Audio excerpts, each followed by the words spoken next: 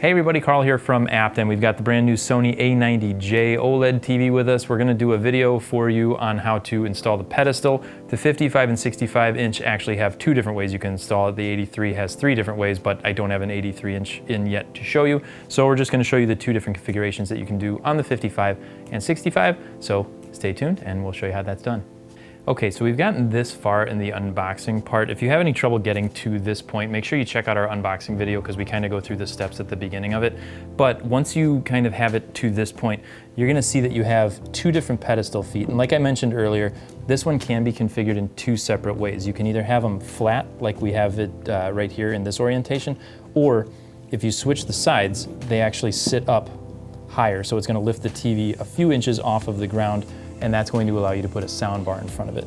Okay, so it is important to make sure that you leave the bottom of the box attached to the TV as we have it here, because that's gonna hold it in place while you're putting the pedestal on. And you do wanna have a second person with you when you're doing this just to keep the TV balanced so it doesn't fall over. But we're then going to remove this piece of styrofoam here. And then you move the bag out of the way, and then under here, you're gonna be able to see a couple of notches that the pedestal is going to fit into. Now these can go on either side. So you'll see these two screws sticking out here, and that's gonna determine how it hooks into here. We're gonna put this into the lower position. So you wanna use the pedestal where the foot is kind of flat. The flat part is gonna be touching the ground. So from there, you're just gonna line those two up, and it's gonna kinda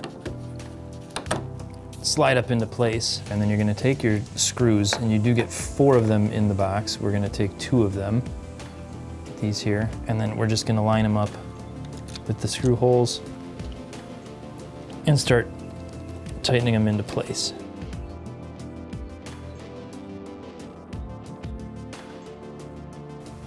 And then you do the same thing for the other side.